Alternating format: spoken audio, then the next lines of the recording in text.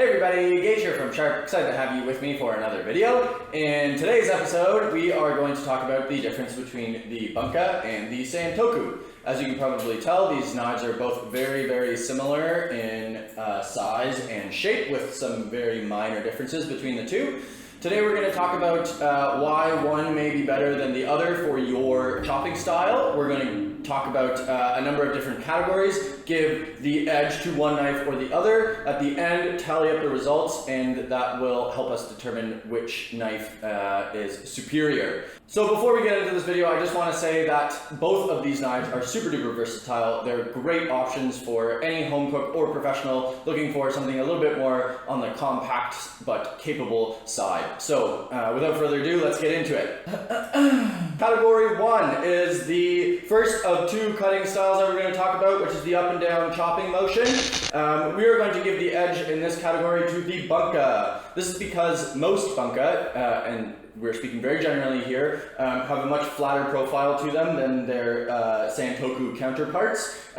You can of course find Santoku with a flatter profile, and you can of course find Bunka with a more curvy profile. But again, in general, Bunka have a more flat profile, which lends itself better to that push and or pull, up and down chopping motion, as the entirety of the edge, or a good majority of the edge, contacts the board when you make that chopping motion. So once again, the edge for the up and down push and or pull chopping motion goes to the Bunka. Okay, the second category we're going to talk about is the second of two cutting styles, which is that rocking motion. So I know a lot of home cooks and a lot of professionals as well prefer to use a more rocking motion when they cut, using the sort of natural curve of the blade to guide that motion. I personally prefer the push and or pull motion, but that's besides the point. For this category, we're going to give the edge to the Santoku. Again, for pretty much the same reasons we gave the edge to the Bunka. In general, the Santoku is going to have a curvier profile to it. You can of course find ones with flatter profiles, but in general, Santoku have a curvier profile, which of course is going to make that rocking motion quite a bit easier, allow you to get up higher and not get the tip of the knife buried into the board.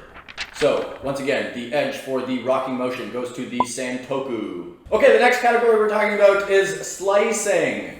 Now, we are going to give a tie to these knives on slicing category. If you disagree, leave a comment down below as to why. But the reason we're giving a tie for slicing on these knives is because they are both relatively short in general. The profiles, well, we've talked about one being flatter than the other, the Bunka being slightly flatter than the Santoku. I don't find that this makes a hugely noticeable difference when slicing with either of these knives. They are both relatively good at this task. I wouldn't say that they're the best, as of course they are slightly shorter. But again, if you're looking for one knife to do it all, either of these knives can most certainly slice. So for the slicing category is a tie.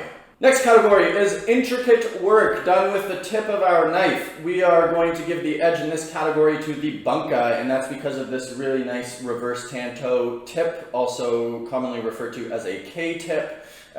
These are great because they provide a little bit of extra height, a little bit of extra clearance for your guide finger right at the tip of the knife. This is especially important when you're doing tasks such as brunoise, garlic, or shallot, where you're using that up and down chopping motion and you want good contact with the knife to your guide finger, so you can be a little bit more accurate, and also helps with your speed. Now, this was a very close decision because the Santoku does also have quite a bit of height towards the tip. So the Santoku is by no means a slouch in this category either. But one of the main features of the Bunka is that reverse tanto or K-tip. So we just had to give the edge to the Bunka on this category. So one more time, the edge for the intricate tip work goes to the Bunka.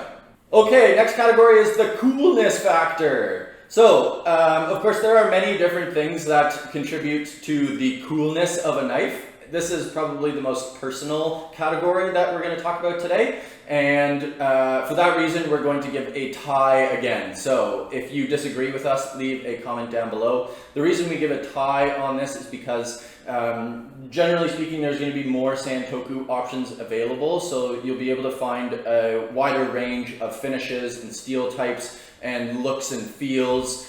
Most blacksmiths, or I should say all blacksmiths, make a Santoku, where some blacksmiths do not make Bunka.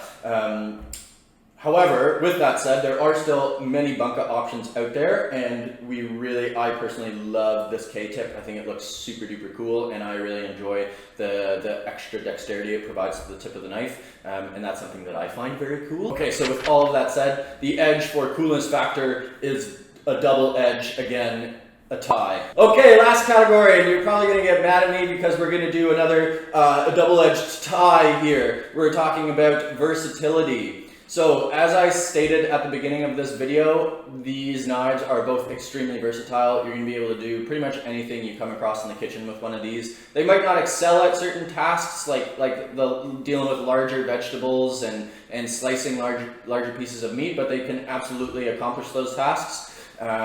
We don't find that one is supremely more versatile than the other, and we would feel that it would be kind of downgrading the value of either of the knives to give a point to one or the other on this category. So, with all of that said, the edge for versatility, double edge again, tie. Okay, there you have it, guys. That is the end of our little video here comparing the Bunka and the Santoku. For those of you who are not keeping score at home on your own, the final tally is 5 points to the Bunka and 4 points to the Santoku. So obviously, very close race here. Both knives are fantastic, again, for anyone looking for that all-around, do-it-all knife. The word Santoku, before I let you go, in fact translates to 3 virtues, which usually refers to slicing, dicing, and chopping, or meat, fish, and vegetables, depending on who you talk to.